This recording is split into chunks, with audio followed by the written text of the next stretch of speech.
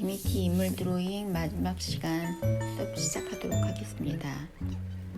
인물 드로잉의 마무리는 얼굴의 이목구비를 완성하는 것입니다. 이목구비를 완성하기 위해서는 머리카락 그리고 그 주변에 있는 얼굴의 톤이나 그다음에 머리카락이나 그다음에 주변에 톤을 맞춰주는 조화가 가장 중요합니다.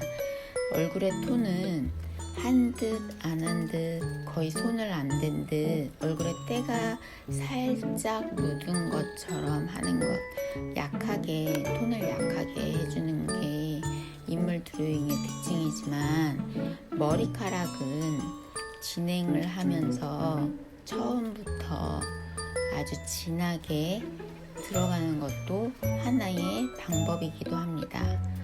과감하게 머리카락은 색감을 칠해주는 것도 중요하고, 때로는 연필을 다르게 사용해서 좀 두꺼운 연필이나 또는 2B, 4B, 5B, 6B와 같이 심이 두꺼운 연필을 응용해서 처음부터 두껍게 칠하는 것도 하나의 방법이기도 합니다. 덩어리감이나 질감을 살려서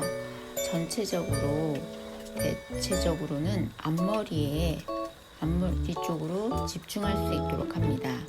머리카락은 동양인의 경우 대부분 머리카락이 까맣긴 하지만, 모든 머리를 다 까맣게 칠하면 머리카락이 원근감이나 덩어리감이 떨어지기 때문에, 머리카락은 보통 사람의 앞머리 위주로 조금 더 강하게 덩어리감을 표현하기도 합니다. 그래서 우리가 인물화를 그릴 때에는 전체적인 머리를 다 까맣게 똑같은 톤으로 칠하는 것이 아니라, 앞에서 보았을 때 그리고 이 중앙 가운데 부분에 있는 머리카락에 조금 더 집중을 하게 되는 것입니다. 머리카락 톤을 어느 정도 높였다고 하면 다시 이목구비의 톤을 높여주도록 합니다. 머리카락과 이목구비의 톤을 맞춰주는 것이 가장 중요하며, 이목구비와 머리카락의 톤을 맞추면서 묘사를 진행하도록 합니다. 이목구비의 톤을 맞추지 않고 머리카락만 너무 치중을 한다거나 이목구비의 묘사에만 너무 치중을 하여서 하나에만 너무 세부적인 묘사가 들어간다면 인물화의 전체적인 조화가 깨질 수 있습니다. 그러므로 여러분들께서 인물화를 진행할 때에는 한 부분, 눈동자, 콧구멍, 입술 또는 치아, 이런 한 부분에만 너무 치중하지 마시고 전체적인 조화에 집중을 하시면서 묘사를 하시는 게 좋을 것 같습니다. 머리카락이 많이 변했죠. 전체적으로 처음에 버섯 같은 머리였던 것이 조금 더 커트머리로 형태를 수정하며 보완하도록 되었습니다. 저번 시간에도 이야기했지만, 형태는 그림을 그리면서 계속 보완하는 것이기 때문에 몇 번씩 형태를 수정하고 보완해야 될 것입니다. 이목구비의 하나하나 세세한 변화들을 살펴보면서 다시 한번 세밀하게 묘사하며 그림을 그리도록 합니다.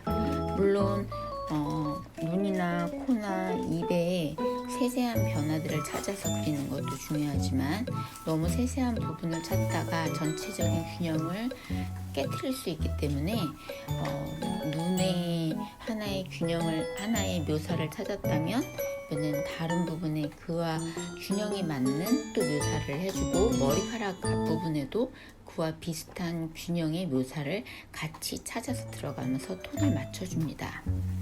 전체적인 형태를 그린 후에 입술의 전체적인 형태를 그린 후에 입술 안에서 명암을 그리고, 웃는 얼굴이기 때문에 톤을 이용해서 웃는 이 얼굴의 표정을, 톤을 이용해서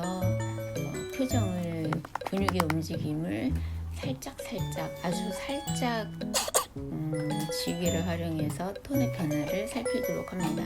톤이나 근육의 변화를 너무 많이 변화를 주거나 근육의 변화를 주기 위해서 연필로 얼굴의 톤을 너무 많이 찾아준다면 얼굴의 근육의 변화가 마치 얼굴에 때가 낀 것처럼 보일 수 있기 때문에 자칫 잘못하면 얼굴이 흑인처럼 보일 수도 있고 때가 얼굴에 잔뜩 낀 것처럼 할 수 있기 때문에 얼굴에 너무 많은 근육의 변화를 보여준다던가 아니면 명암의 변화를 보여주기 위해서 톤의 변화를 주는 것은 유무라해서 조금은 피해야 될 상황입니다.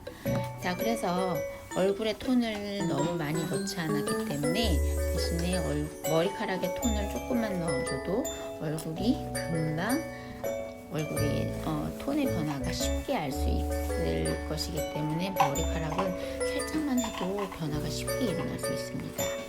자, 지우개를 응용해서 입술에 명암을 주고 그 안쪽을 지우개로 톤을 다운시킨 후에 지우개를 칼로 점인 후에 이빨의 형태만큼 살짝 하이라이트 부분을 주어서 이빨의 형태만큼 빛을 주고 그 부분을 다시 연필로 형태를 마무리하는 것이 이의 모습을 그리는 테크닉 기법이라고 하겠습니다. 이 부분은 선생님이 입으로나 글로 설명하기엔 조금 어려우니까 여러분들이 유튜브를 보거나 아니면은 제가 그려놓은 그림을 몇 번만 보시면 쉽게 따라할 수 있을 것입니다. 그래서 이 기법을 따라하고 싶은 학생들은 유튜브 안에서 여러분들이 조금 더 천천히 이거를 돌려서 보시든가 아니면 이빨이 나오는 표정이 있는 친구들 같은 경우에는 이 방법을 조금만 몇 번만 더 돌려본다면 쉽게 따라할 수 있는 방법이라서 응용할 수 있을 것입니다. 자, 그 다음에는 입꼬리 부분은 웃고 있기 때문에 그 부분을 까맣게 칠해서 웃고 있는 입꼬리를 만들고요.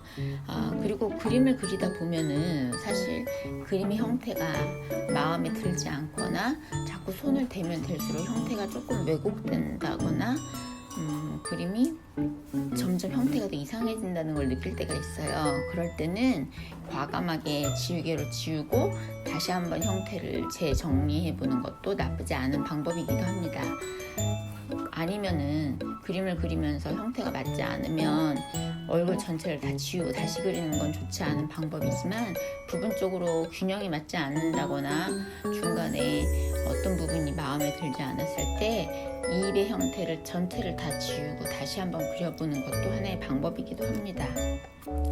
자, 정리하면서 이제는 목이나 팔, 손, 그림자, 명암 이런 것들을 지우개나